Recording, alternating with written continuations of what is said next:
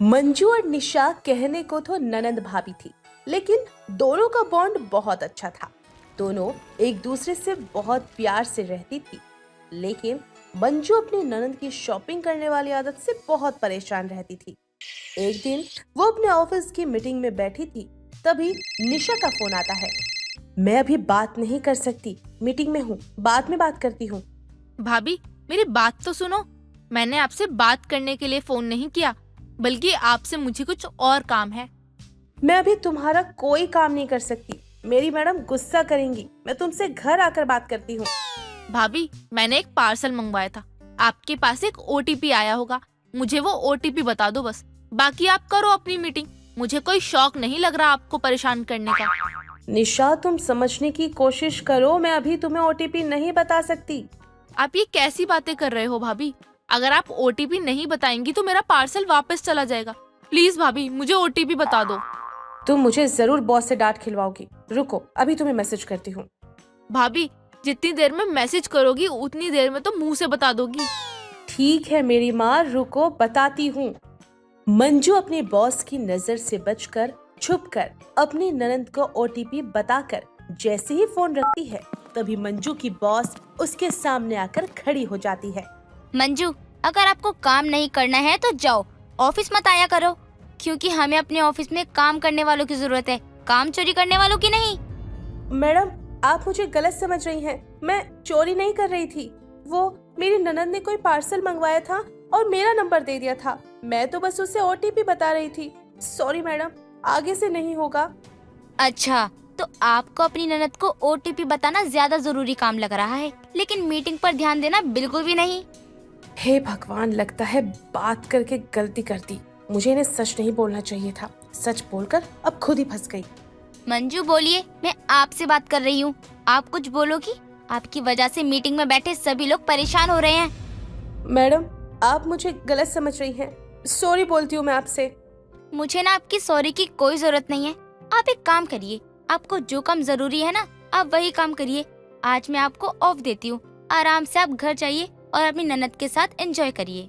Madam, ऐसा मत करिए please. Sorry, I am really sorry. मुझे कुछ नहीं सुनना, आप खुद जाएंगी या मैं वॉचमैन को बुलाऊं? बॉस के इतना बोलने पर वहाँ खड़े सभी एम्प्लॉयज मंजू की शक्ल देखने लगते हैं, जिस पर मंजू को शर्म फील होती है और वो अपना बैग उठाकर वहाँ से चली जाती है। कुछ देर बाद वो घर पहुँचती है कि तभी उसकी ननद निशा नए कपड़े पहनकर उसे दिखाते हुए बोलती है। बताइए ना भाभी, मेरी ड्रेस कैसी लग रही है? बहुत अच्छी लग रही है। तुमने यही पार्सल मंगवाया था क्या? हाँ भाभी, मैंने यही पार्सल मंगवाया था। वो क्या है ना कि 2 दिन बाद मुझे अपनी एक फ्रेंड के बर्थडे पार्टी में जाना है, उसी के लिए मंगवाया। ओके, अच्छी बात है, लेकिन आगे से अगर तुम कोई पार्सल मंगवाओ तो अपना नंबर ही डाला करो, मेरा नहीं, क्योंकि मेरा पता नहीं होता कि मैं कब कहाँ बिजी हूँ। कई बार ऐसा भी हो सकता है कि मैं तुम्हारा फोन ना उठा पाऊँ और बेवजह तुम्हें परेशानी होगी। क्या बात है भाभी, आप मुझसे नाराज हैं क्या? जैसे आप मुझसे गुस्से में बात कर रही हैं। मैं तुमसे गुस्से से बात नहीं कर रही हूँ, बल्कि तुम्हें समझा रही हूँ। आज तुम्हारे इस पार्सल को ओटीपी बताने के चक्कर में मुझे बॉस से बहुत सुनना पड़ा। जब तुम्हारा फोन आया था तो बहुत इम्पोर्टेंट मीटिंग चल रही थी। उसी बीच में मैडम ने मुझे तुमसे बात करते हुए देख लिया और बस शुरू हो गई। देखा आपने नौकरी करने वालों का हाल। यही सब कारण है कि मैं बाहर जाकर नौकरी नहीं करती। मैं तो बोलती हूँ आप भी छोड़ दो। बेटा, अगर मैंने नौकरी करना छोड़ दिया तो तुम्हारा ये भाभी को ओटीपी दो कहना भी छूट जाएगा, क्योंकि ना तो तुम्हारे पास पैसे होंगे और ना तुम पार्सल मंगवा पाओगी। कहो, छोड़ दो जॉब? नहीं भाभी, आप जॉब मत छोड़ना, वरना सच में मैं तो कुछ भी नहीं मंगवा पाऊंगी। निशा और मंजू आपस में बात कर रही होती है कि तभी मंजू का पति राहुल वहाँ आता है और मंजू को देखकर बोलता है। मैडम, अगर आप ऑफिस से जल्दी निकल गई थी तो मुझे बता देती ना। मैं आपके ऑफिस के बाहर खड़ा था और आपके दोस्त ने आके मुझे बताया कि आप तो पहले ही जा चुकी हो, और आई तो बता देती ना कि तुम निकल चुकी हो। भैया, भाभी जल्दी निकली नहीं है, बल्कि निकाली गई है। इनके बॉस ने इन्हें ऑफिस से निकाल दिया है ना भाभी? ऑफिस से निकाल दिया? पर क्यों? वो मेरी तबीयत खराब हो रही थी, फिर भी मैं ऑफिस से नहीं आ रही थी, इसलिए उन्होंने मुझे जबरदस्ती घर भेज दिया। फिर तो ठीक है, मैं तो डर ही गया था। अच्छा, खाने के लिए कुछ बना दो, मुझे बहुत भूख लगी है। मैं फ्रेश होकर आता हूँ। जी अभी लाती हूँ। मंजू इतना कहकर रसोई में चली जाती है और खाना बनाने लगती है और राहुल अपने कमरे में चला जाता है। दिन बीतते हैं लेकिन निशा की आदतों में कोई सुधार नहीं आता। तभी एक रोज फिर मंजू अपने बॉस के केबिन में बैठकर काम कर रही होती है। तभी वो जैसे ही फोन उठाती है तो निशा फिर बोलती है, भाभी मुझे ओटीपी बता दो। निशा मैंने तुमसे कहा था ना, अगर कोई भी पार्सल मंगवाना हो तो अपना नंबर देना, लेकिन तुम्हें मेरी बात समझ ही नहीं आती। भाभी अब जितना टाइम मुझे सुनाने में लगाती हो ना, उतने टाइम में तो आप मुझे ओटीपी भी बता दोगी और अपना काम भी कर लोगी। मैंने जो बोला था वो हो गया या नहीं? जी मैडम हो गया है, बस थोड़ा सा रह गया है। आज अगर ये काम खत्म नहीं हुआ ना तो तुम ऑफिस से घर नहीं जाओगी। नहीं मैडम, मैं शाम से पहले ही काम पूरा कर दूंगी। वही अच्छा होगा तुम्हारे लिए। और फोन को बिल्कुल भी हाथ मत लगाना। जी मैडम, आप जैसा बोलोगे मैं वैसा ही करूंगी। मंजू इतना कहकर अपने काम में लग जाती है और उसकी बॉस अपनी चेयर पर बैठी मंजू को घूरती रहती है, जिसके कारण निशा के कई बार फोन करने के बाद भी मंजू उसका फोन नहीं उठाती, जिस पर उसे बहुत गुस्सा आता है और वो कुरियर वाले को मंजू के ऑफिस का एड्रेस देकर उसे ऑफिस भेज देती है। कुछ देर बाद कुरियर वाला उसके ऑफिस पहुंचता है। तभी उसकी बॉस बाहर जाने के लिए ऑफिस से बाहर आती है और कुरियर वाला उससे बोलता है, मैडम यहाँ कोई मंजू नाम की मैडम काम करती है क्या? जी हाँ, वो यही काम करती है। लेकिन आप कौन हो और आप कौन से क्या काम है? मैडम मैं उनका पार्सल लेकर कब से घूम रहा हूँ, लेकिन वो मुझे घुमाए जा रही हैं। अगर उन्हें पार्सल नहीं चाहिए तो साफ साफ बता देना मुझे। आप यहीं रुकिए, मैं बुलाती हूँ उन्हें। मंजू की बॉस इतना कहकर अपने वॉचमैन को कहकर मंजू को बाहर बुलवाती है और बोलती है, तुम ननद भाभी को अपने टाइम की वैल्यू नहीं है तो कम से कम दूसरों के टाइम की तो वैल्यू समझो। बेचारे को सुबह से दौड़ा रहे हो। मैडम मुझे इसके बारे में कुछ नहीं पता और ना ही मैंने इसे यहाँ बुलाया है। मुझे यहाँ का एड्रेस आपकी ननद ने दिया है। उन्होंने कहा इस एड्रेस पे चले जाना और यहाँ मेरी भाभी मंजू मिलेगी तो उसे दे देना और ओटीपी ले लेना। तुम्हारी ननद को पार्सल मंगवाने के सिवा कोई और दूसरा काम नहीं है और तुम्हें इसका ओटीपी बताने के सिवा। तो एक काम करो, तुम आज के बाद घर पर ही बैठो और आराम से ना ओटीपी बताओ कुरियर वाले को। अब तुम्हें ऑफिस आने की कोई जरूरत नहीं है। मैडम ऐसे मत करिए, आज के बाद ऐसी गलती दोबारा नहीं होगी। लास्ट टाइम छोड़ दीजिए प्लीज। देखो, मुझे जो बोलना था ना मैंने बोल दिया। अब कल से तुम्हें ऑफिस आने की कोई जरूरत नहीं है। Get out. मैडम आप ये पार्सल लेंगी या नहीं लेंगी? भैया पैसे भरे हैं, लूंगी क्यों नहीं, लेकिन आज के बाद आपको भी तकलीफ उठाने की जरूरत नहीं पड़ेगी।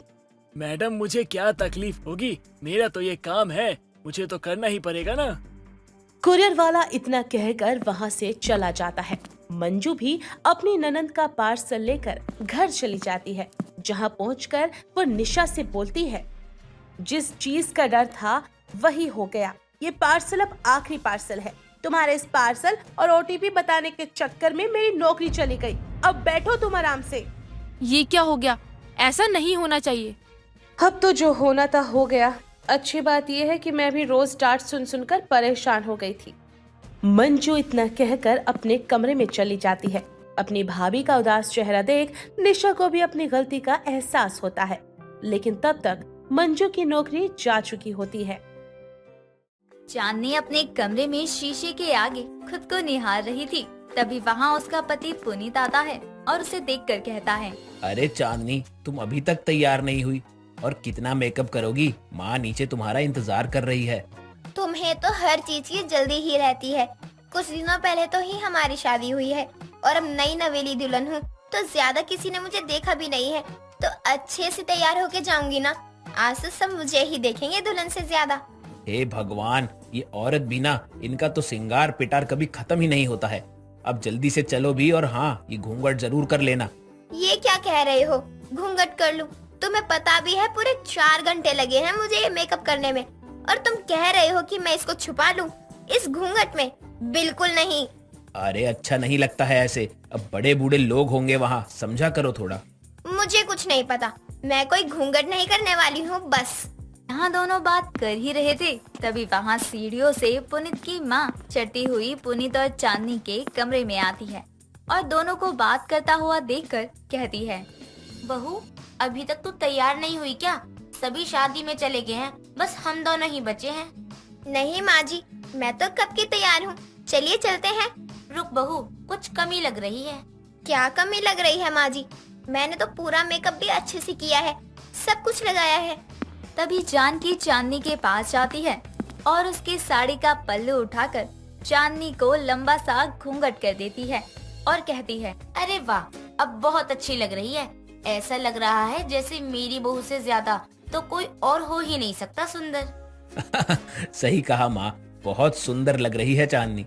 ये क्या किया माँ जी ने? इतना सारा मेकअप मैंने घूंघट करने के लिए थोड़ी ना किया था। लेकिन कोई बात नहीं, शादी में जाकर कौन सा माँ जी पूरे समय मेरे साथ चिपकी रहेंगी। जैसे ही वो यहाँ वहाँ होंगी, मैं अपना घूंघट हटा दूंगी। इतना कहकर अब दोनों सास बहू शादी के लिए घर से निकल जाते हैं और कुछ देर में ही दोनों शादी में पहुंच जाते हैं। वहाँ पर सभी लड़कियाँ बहुत सारा मेकअप करके आई थी और वहाँ पर एक औरत कमला जानकी और उसकी बहू को देखकर कहती है, अरे जानकी बहन, ये आपकी बहू है क्या? हाँ, ये मेरी बहू है। आपकी बहू नहीं आई क्या शादी में? नहीं, उसे कुछ काम था। लेकिन ये बताओ कि आपने अपनी बहू को इतना बड़ा घूंघट क्यों करवा रखा है? यहाँ तो सभी औरतें हैं, हटवा दो घूंघट। घुटन हो रही होगी बहू को। नहीं कमला बहन, हमारे घर की बहुएं 1 साल से पहले घूंघट नहीं खोलती हैं। मैंने खुद अपनी शादी के 1 साल बाद घूंघट खोला था। हे भगवान, यानी 1 साल मुझे भी घूंघट में रहना पड़ेगा। मुझसे नहीं हो पाएगा ये सब। ना बाबा ना। अरे वो तो पुराना समय था, और आज के समय में 1 महीने भर भी घूंघट नहीं रखती है, और आप 1 साल की बात कर रही हो। आजकल की बहू भी नहीं रखती होंगी क्योंकि उनकी सास ने रोका टोका नहीं होगा। लेकिन मेरी बहू की मजाल नहीं जो मुझसे बिना पूछे घूंघट हटा ले।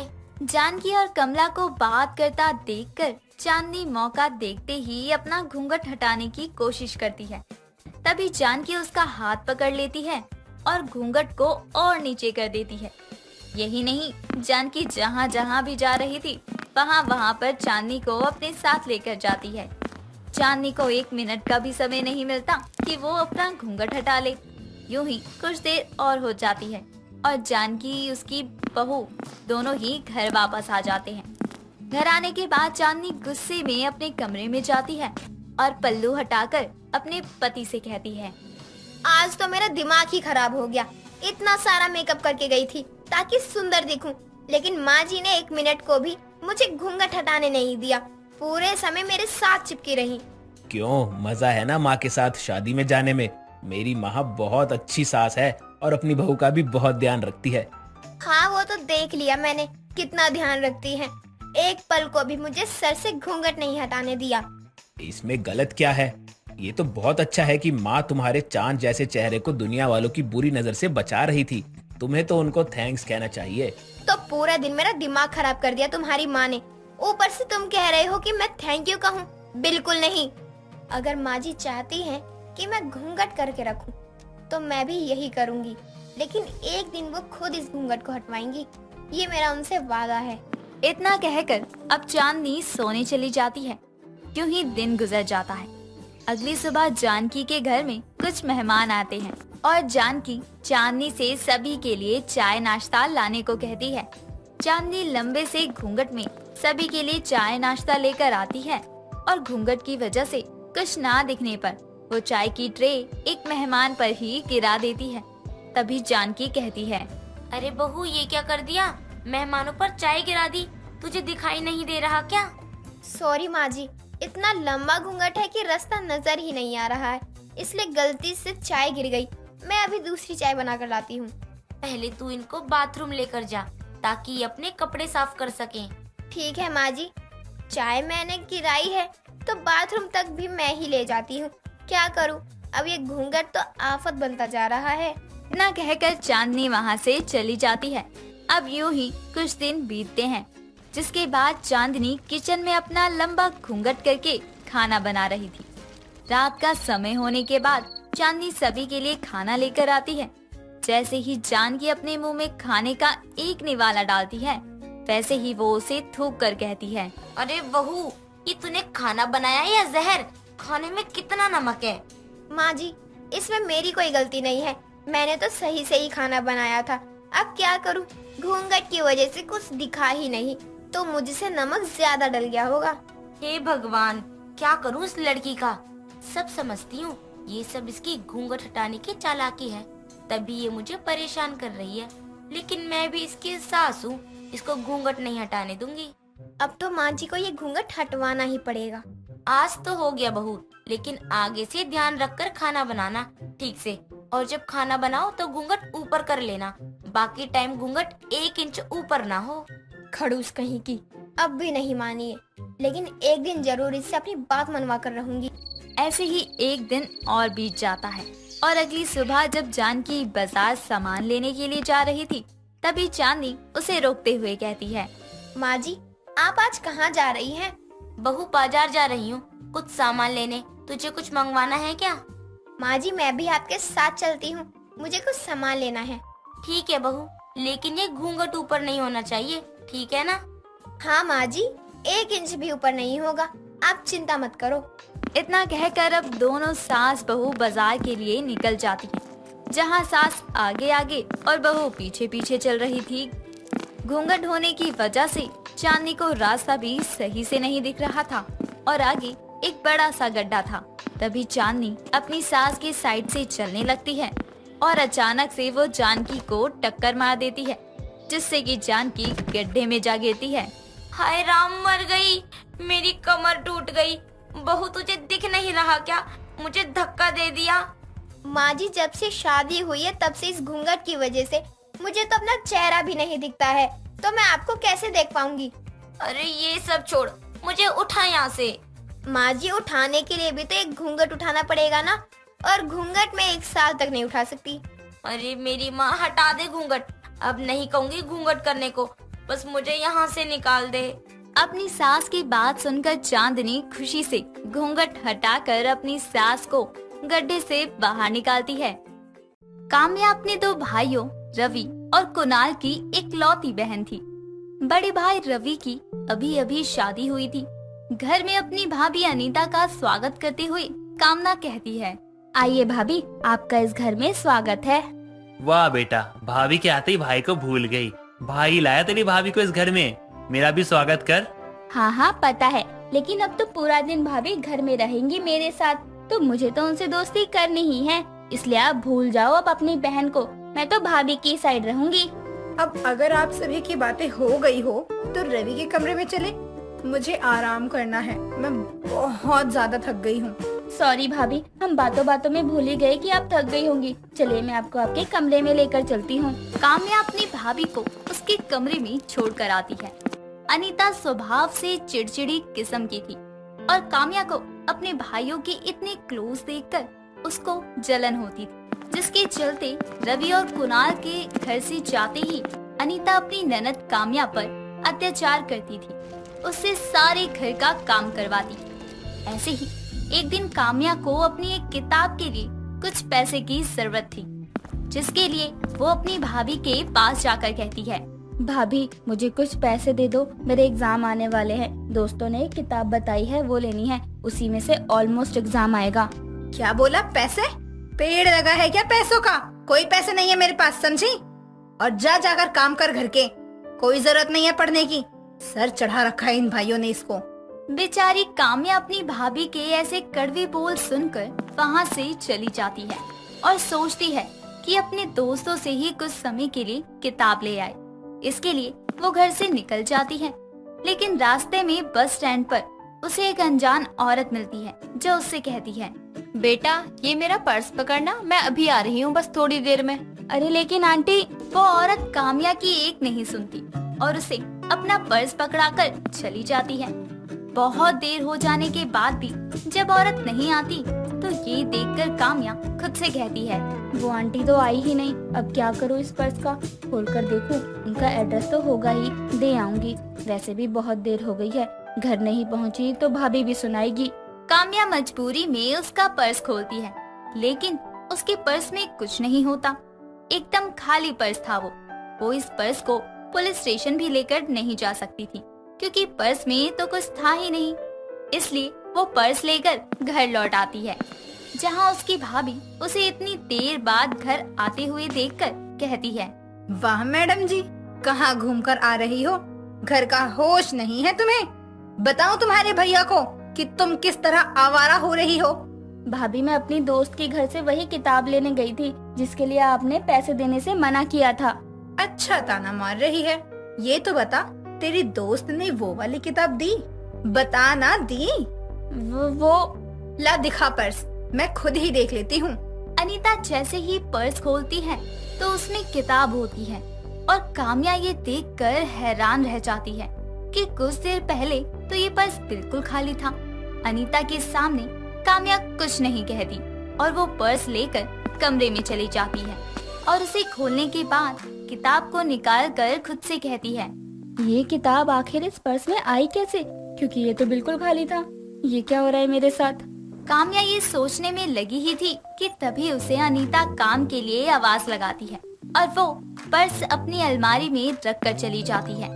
अब ऐसे ही दिन गुजरते हैं। 1-2 दिन तो काम्या उस पर्स को लेकर बस स्टैंड जाती है, लेकिन उस औरत के दोबारा ना मिलने पर वापस भी आ जाती।